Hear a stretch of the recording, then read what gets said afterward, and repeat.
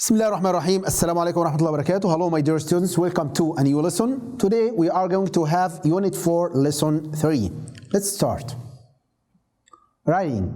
Consider the following questions and discuss your ideas with a partner. Do you have a cell phone? What do you use it for? What type brand of cell phone do you like? Why? Today we are going to talk about cell phones. فائدة الجوال ومدى استخدامه واستخدامه بفعالية وفي مكانه المحدد وفي وظائفه التي صمم من أجلها. Now let's read the topic about the invention of the cell phone while listening. Listen carefully. Page 62. 10. Writing. The invention of the cell phone. The history of the cell phone goes back to Michael Faraday, who researched into whether space could conduct electricity in 1843.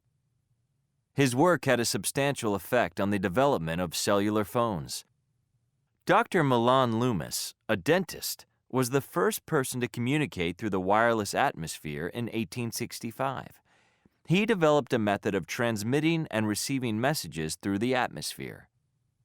Dr. Martin Cooper is considered to be the inventor of the first portable cellular phone. He was the first person to use a cellular phone in 1973.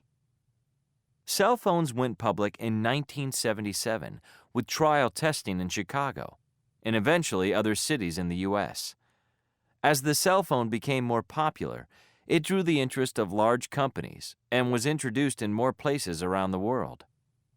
The Cellular Technology Industry Association, CTIA, developed in 1988, set goals and standards for cellular phone providers. In spite of consumer demand, it took cellular phone service nearly 40 years to become commercially accessible. It has now become one of the largest industries internationally with billions of users. Got it? Now you have noticed the date or the history of the invention of the cell phone from Michael Faraday, after that Dr. Milan Loomis, followed by Martin Cooper, and so on. So it's a large history and a long time since those people have thought of how the space could contact or conduct electricity. Okay? Now let's transfer into the practice, which is a timeline to complete it according to the events.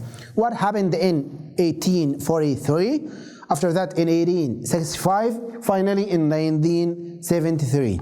Try to find the events through the topic and complete them, and to revise your answers with these answers. So in 1843, in 1865, and finally in 1973, and we have added some facts according to an additional dates mentioned in the topic. بعض التواريخ الإضافية التي تم ذكرها في الموضوع والأحداث التي تمت فيها. Okay? These are the conclusion of the topic according to the timeline. تلخيص للموضوع كله في خطوات طبقا للتسلسل الزمني. Okay? Now you are going to choose a product and find out as much as you can about it. انت تبحث عن منتج او اختراع او جهاز انت معجب بيه او بيفيدك او بتستخدمه من فترة، وتتكلم عن كل ما يخصه من معلومات قدر ما تستطيع. اوكي؟ ديت التاريخ، تبحث عن معلومات تاريخ التفكير فيه وسببه، اختراعه، تطوره وصولا إلى الآن، what happened وما حدث في كل وقت وفي كل تاريخ طبقا لتسلسل زمني لمنتج معين. It's a individual activity to do it on your own. Now the most important thing, what about writing? When you want to write about something or a gadget, the project, its history, now you firstly have to conclude and to collect data and information about it as you can, as much as you can. Information about key people and organizations. تحاول تجمع معلومات عن هذا المنتج، معلومات عن الناس اللي ساهموا في اختراعه، المنظمات التي رعت هذا الشيء أو الشركات. key stages U المراحل التي تم فيها تطوير أو من خلالها تطوير هذا الشيء. facts events in chronological order تجيب ترتيب زمني طبقا لتسلسل الأحداث وما وقع فيها وتعطي أمثلة لمنتجات معينة. Now let's transfer into a grammatical hint related to our English language. What about demonstrative pronouns ضمائر الإشارة this, that, these, those. باختصار this مفرد قريب هذا أو هذه that ذلك مفرد بعيد these جمع قريب those جمع بعيد but you have to see these things in front of you لازم تكون شايف الشيء أمامك عشان تقول this هذا أو that ذلك أو these هؤلاء أو those أولئك. لكن لو أنت عارف شيء موجود في مكان معين وأنت لا تراه الآن فتقول إيش there is يوجد أو there are أو there was كان هناك شيء موجود أو there were كان هناك أشياء موجودة حتى لو لم تراها الآن ولكن تعلم بوجودها. ولكن لما أجي أستخدم this with that with these with those غالبا لازم يكون الشيء أمامي. مثلا بيقول لي this with these for things you near أو near you قريبة منك أوكي this هذا وthese هؤلاء مفرد قريب وجمع قريب that ذلك أو تلك those أولئك يبقى بعيد للمفرد والجمع and so on أوكي what this what that and the answer is similar it's and it's. What are these ما هؤلاء what are those ما أولئك and the answer is similar there and there okay because they are both plural لأن كلاهما جمع. Now what about imperatives أسلوب الأمر. أسلوب الأمر عندنا الأمر والنهي to give information to give command instructions or to give advice. أسلوب الأمر صيغته أمر ولكن استخدامه ممكن أن يكون أمر فعلا ممكن أن يكون تحديد اتجاهات ممكن أن يكون نصيحة ممكن أن يكون إعطاء تعليمات وإجراءات. لما أجي أكون أسلوب الأمر the infinitive at the beginning of the sentence affirmative عشان أستخدم أمر بأسلوب مثبت أن يقوم بالشيء مصدر الفعل في البداية sit down stand up come go write and so on. However in negative we begin with don't followed by the infinitive نفس الشيء المصدر ولكن بنسبقه بدونت لا تفعل don't sit لا تجلس come تعال don't come لا تأتي stand قف don't stand لا تقف. يبقى إذن ده للأفيرماتيف والنيجاتيف. برضو قلنا ان احنا بنستخدم الامبيراتيف to give advice عشان نعطي نصائح buy those posters they're nice don't buy that painting it's strange buy اشتري don't buy لا تشتري وهذا for advice من أجل النصيحة. indefinite articles a and an a و an كأدوات نكرة a و an باختصار بيستخدموا مع الاسم المعدود في حالة المفرد اوكي وطبعا A مع الاسماء المفردة المعدودة التي تبدأ بصوت ساكن وبقول بصوت وليس حرف وآن مع الاسم المفرد المعدود الذي يبدأ بصوت متحرك. Look at these examples. هنا a hat a unit a European a university a useful. طبعا الأمثلة عندنا هنا في أسفل القاعدة a radio a calculator a painting كلها بتبدأ بأصوات ساكنة. هنا airplane a صوت متحرك an airplane English class. هنا في كلمتين اكتب الأداة بناء على الكلمة الأولى ولا الثانية اللي يهمني الكلمة الأولى اللي جت بعد الأداة مباشرة يبقى an English class or an English class. So لو الكلمة بدأت بصوت ساكن تاخد A بدأت بصوت متحرك تاخد an. طب هنا مثلا هنا الكلمة دي بتبدأ ب H ودي برضو بتبدأ ب H لكن لماذا هنا وضعنا A وهنا وضعنا an؟ قال لي لأن هنا ال H بينطق كصوت ساكن ها a hat لكن هنا الصوت متحرك an hour النطق هنا للأو لأن ال H silent. So لذلك أنا العبرة في الصوت an hour وليس في الحرف.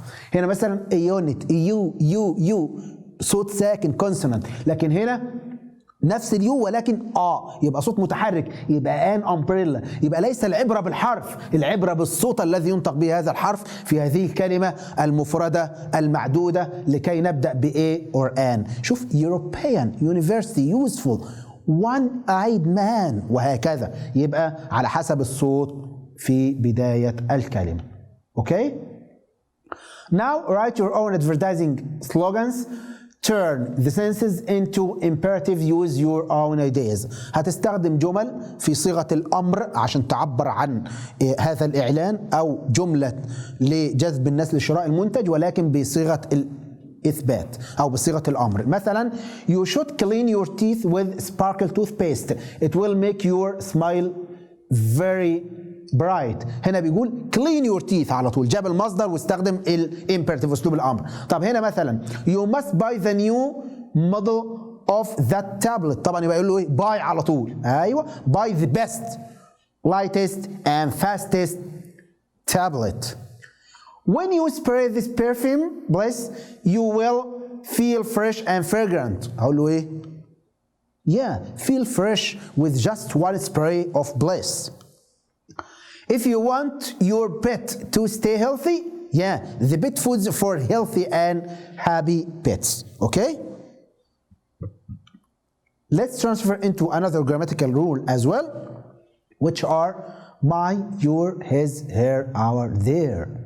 What is the difference between possessive adjectives and possessive pronouns? صفات الملكية وضمائر الملكية. الضمير غالبا عندما نلفظ كلمة ضمير فمعناه أنه يمكن أن يقف بذاته مستقلا في الجملة، زي ضمائر الفاعل والمفعول والضمائر المنعكسة. ولكن لما أقول صفة ملكية يبقى محتاجة موصوف أو مملوك. أوكي؟ my cell phone جوالي أنا. your book كتابك. his car سيارته. her dress فستانها. our house منزلنا. their school مدرستهم. it's food طعامها، وهكذا، أو طعامه لغير العاقل. بينما إن أنا بدل ما أقول صفة ملكية متبوعة باسم الشيء المملوك أستخدم ضمير ملكية يحل محل الاثنين. بدل ما أقول my cell phone أقول mine ملكي أو خاصتي. your cell phone yours. his هي نفسها his في الصفة وفي الضمير. her dress بدل ما أقول her dress أقول hers ملكها. our house يبقى ours. their school theirs. اوكي؟ والسؤال عن الملكيه بستخدم whose لمن. whose credit card is this? it's mine. ليس ضروري اقول it's my credit card. ليه؟ لان اللي سأل يعرف ما يسأل عنه الكريدت كارد، وانا اعرف وكل من يسمع الجمله يعرف. فاختصارا للكلام بدل ما استخدم صفه ملكيه ووراها اسم الشيء المملوك استخدم ضمير ملكيه على طول. it's mine او it belongs to me تخصني. whose shopping bags are these؟ طبعا جمع. they're hers ملكها هي. they belong to that lady يخصون تلك السيده. what about one and ones؟ one بتستخدم لتحل محل اسم مفرد. one واحد من هذه المجموعة التي ذكرت قبل، أو واحد من نفس هذا الصنف. وونس مجموعات أو وحايد أو كثير. مثلا which coat do you like؟ أي معطف أنت أعجبت به؟ قال له the green one. one هنا تعود على coat، واحد من تلك المعاطف أو واحد هذا المعطف الذي أعجبني هو الأخضر. which boots do you prefer؟ boots طبعا اللي هو الحذاء العالي أو الطويل أبو رقبة، الحذاء والساندلز والسليبرز والجلاسز والبانتس والتراوزرز والساكس. كل الاشياء اللي بتتكون من قطعتين او فردتين يرتدوا معا بتعامل معامله الجمع. فقول the leather ones. اوكي؟ يبقى اذا هنا ones لان ده ايه؟ عموم المعامله الجمع. اوكي؟ talk about عن too and enough. too يعني للمبالغه. This jacket is too small for me يعني صغير جدا بمعنى لا يناسب. too small يعني أصغر مما ينبغي. معناه إيه بقى؟ معناه not big enough ليس كبير بدرجة كافية. لما أقول too big فهنا العكس. not small enough ليس صغير بدرجة كافية. أوكي؟ This jacket is too small for me meaning not big enough ليس كبير بدرجة كافية. too big meaning not small enough ليس صغير بدرجة كافية.